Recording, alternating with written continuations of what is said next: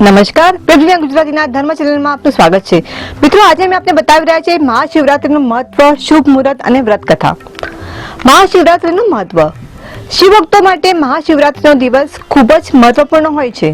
આ દિવસે શંકર ભગવાન માટે વ્રત રાખીને તેમની પૂજા અર્ચના કરવામાં આવે છે। બીજી બાજુ મહિલાઓ માટે મહાશિવરાત્રીનું વ્રત ખૂબ જ ફળદાયક માનવામાં આવે છે। એવી માન્યતા છે કે મહાશિવરાત્રીનું વ્રત રાખવાથી અવિવાહિત મહિલાઓના લગ્ન જલ્દી થાય છે। બીજી બાજુ વિવાહિત મહિલાઓ પોતાના પતિના સુખી જીવન માટે મહાશિવરાત્રીનું વ્રત કરે છે। આ વખતે મહાશિવરાત્રી સોમવારે પડનારી હોવાથી ખૂબ જ લાભકારી રહેશે। શિવરાત્રીનું શુભ મુહૂર્ત 4 માર્ચ સોમવાર 2019 ના સાંજે 4:28 વાગ્યાથી શરૂ થઈને 5 માર્ચ સવારે 7:07 સુધી રહેશે। શિવરાત્રીની પૂજા વિધિ। શિવલિંગ પર અભિષેક માટે દૂધ કે પાણી ચડાવો, તેમાં થોડા મધના ટીપા જરૂર નાખો। અભિષેક પછી શિવલિંગ પર સિંદૂર લગાવો। સિંદૂર લગાવ્યા પછી ધૂપ અને દીવો પ્રગટાવો। શિવલિંગ પર બીલીપત્ર અને પાન ચડાવો। છેવટે અનાજ અને ફળ ચડાવો। પૂજા સંપન્ન થયા સુધી ઓમ નમઃ શિવાયનો જાપ કરતા રહો। હવે સાંભળીએ શિવરાત્રીની વ્રત કથા। એકવાર ગુરુ ધ્રુવ નામનો ભીલ પોતાના પરિવાર સાથે જંગલ પાસે રહેતો હતો। એક દિવસ તેની સગર્ભા પત્નીએ તેને ભૂખ લાગતા કંઈક ખાવાનું લાવવા માટે કહ્યું। એ દિવસ મહાશિવરાત્રીનો હતો। ભીલ ધનુષ લઈને જંગલની અંદર કોઈ શિકાર મળવાની આશાથી પ્રવેશ્યો। દિવસ આખો ખાધા વગરનો પસાર થઈ ગયો, પણ કોઈ શિકાર હાથ ન લાગ્યો। રાત્રિનો સમય થતા એ ભીલ શિકારી જંગલમાં એક સરોવરના તટે પહોંચ્યો। ત્યાં એક પાત્રમાં પાણી ભરીને એક ઝાડ પર ચડી ગયો। તેને થયું કે સરોવર પાસે જો કોઈ પ્રાણી આવશે તો એનો શિકાર કરીને હું ઘરે લઈ જઈશ। એ વૃક્ષ જેની ઉપર એ બેઠો હતો એ વૃક્ષ બીલીપત્રનું હતું। થોડી વારે એક મૃગલી એટલે કે હરણી ત્યાં પાણી પીવા આવી। મૃગલીને જોઈને શિકારી હર્ષ પામ્યો। તેને મારવા તેને ધનુષ તાક્યું।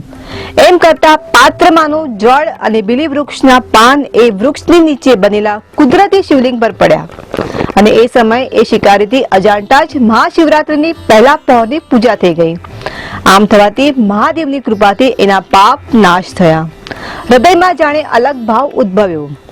આ બાજુ હરણી અવાજથી સાવધ થઈ ગઈ અને શિકારીને પોતાના તરફ બાણ સાધેલો જોતા તેને વિનંતી કરવા લાગી કે હે શિકારી, મને તું અત્યારે જવા દે। મારા ઘરે મારા પતિ અને બચ્ચાઓ રાહ જોવે છે। હું તને વચન આપું છું કે હું થોડી વારમાં એમને મળીને પાછી આવી જઈશ, માટે તું મને જવા દે અને મારા ઉપર વિશ્વાસ રાખ। શિકારીએ કહ્યું, મારા ઘરે પણ સગર્ભા પત્ની અને બાળકો મારી રાહ જુએ છે, માટે હું તને નહીં જવા દઉં। પણ હરણીના વિશ્વાસ ભર્યા વચનથી ન જાણે કેમ શિકારીને તેના પર દયા ઉત્પન્ન થઈ ગઈ। આમ રાત વીતવા માંડે છે। એ રીતે રાત્રિના બીજા પ્રહરે એક હરણ પાણી પીવા માટે આવે છે। એના પર ધનુષ ચાલતા શિકારીથી ફરી અજાણતા શિવલિંગ પર પાણી અને થોડા બીલીપત્ર પડી છે અને બીજા પ્રહરની અજાણતા જ પૂજા થાય છે। શિકારીના પાપ ધોવાતા જાય છે। ફરી હરણ અને શિકારી વચ્ચે વાતચીત થાય છે અને તેમની અંદર કરુણા ઉદ્ભવતા એ હરણને પોતાના પરિવારને મળવા જવાની રજા આપે છે અને હરણ પાછો આવવાનો વાયદો કરીને જતો રહે છે। શિકારી ભૂખ્યો અને જાગતો એ વૃક્ષ પર મૃગલાઓની રાહ જુએ છે।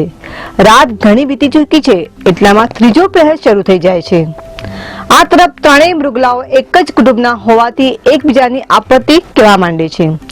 શિકારીનો શિકાર બનવા ત્રણે તૈયાર હતા। એકબીજા માટે પોતાનો જીવ આપવા પણ ત્રણે તૈયાર હતા। બાળકો પણ આ વાત સાંભળી ગયા। કોઈ પણ સભ્યને ગુમાવવા એ નહોતા માંગતા, માટે છેવટે બધા શિકારી પાસે જશે એવો તેમણે નિર્ણય કર્યો। રાત વીતતી જતી હતી। આમ ચોથો પ્રહર શરૂ થયો। મૃગલી પોતાના કુટુંબ સાથે આવી પહોંચી। શિકારી એમની રાહમાં જ હતો। એમને જોઈને એ ખુશ થયો।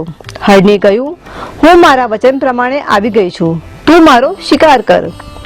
પણ મૃગલાએ બાળકોની માને છોડીને પોતાનો શિકાર કરવા શિકારીને કહ્યું। શિકારીએ ધનુષ ચડાવ્યું અને આ વખતે તેનાથી ફરી અજાણતા જ ચોથા પ્રહરની પણ પૂજા થઈ જાય છે। આમ થતાં એના તમામ પાપ કર્મનો નાશ થાય છે અને એના હાથથી ધનુષ બાણ પણ છૂટી જાય છે। અહીં એક વાત જાણવા જેવી છે કે શિવલિંગની પૂજાથી કે કોઈ પણ પ્રકારના કર્મ એ પ્રાર્થના અને પૂજાથી નાશ પામતા હોય છે. ગીતામાં જણાવ્યા મુજબ આ 5 વસ્તુ ઈશ્વર, જીવ, પ્રકૃતિ, કાળ અને કર્મમાંથી કર્મ એ સનાતન નથી. બાકીના 4 એ સનાતન, જેનો નાશ શક્ય નથી છે. તો કર્મ એ પ્રયાસોથી ચોક્કસ બદલી શકાય છે. માટે અહીં પણ શિકારીના પાપ 4 પ્રહરોની પૂજાથી અજાણતા જ નાશ પામે છે અને એની અંદર કરુણા, દયા જેવા ભાવ જન્મે છે. એ હરણાઓની કુટુંબ ભાવના તથા સત્ય વચનથી અચરજ પામે છે અને એમને મારતો નથી. પોતાને દિવ્ય જ્ઞાન પ્રાપ્ત થતા વિચારે છે કે મનુષ્ય અવતાર મળવા છતાં એણે શું કર્યું, શું મેળવ્યું.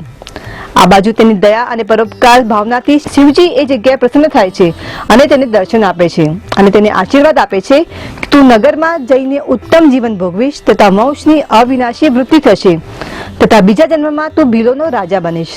તેમાં શ્રી રામચંદ્ર તારે ત્યાં પધારશે એવા આશીર્વાદ આપે છે. આખરે મોક્ષ પામીને શિવગણમાં તું સ્થાન પામીશ. એ સમયે સત્યવચની મૃગલાઓ પણ શિવજીના દર્શન પામીને મૃગ યોનિમાંથી મુક્તિ પામે છે અને સ્વર્ગના નિવાસી બને છે. એ જગ્યાએ શિવજી લિંગ સ્વરૂપે વ્યાગેશ્વર નામે પ્રગટ થયા હતા. આ પ્રમાણે સુજીએ ઋષિઓની કથા કહેતા જણાવ્યું કે જો અજાણતા મહાશિવરાત્રી પર પૂજાનું આટલું મહત્વ હોય તો જાણીને કરેલી પૂજાનું કેટલું ફળ મનુષ્ય પ્રાપ્ત કરી શકે છે. તો મિત્રો, આ હતી શિવરાત્રીની વ્રત કથા. જો આપને મારો વિડીયો ગમે હોય તો તેને લાઈક અને શેર જરૂર કરો અને અમારી ચેનલને સબસ્ક્રાઇબ કરવું ભૂલશો નહીં.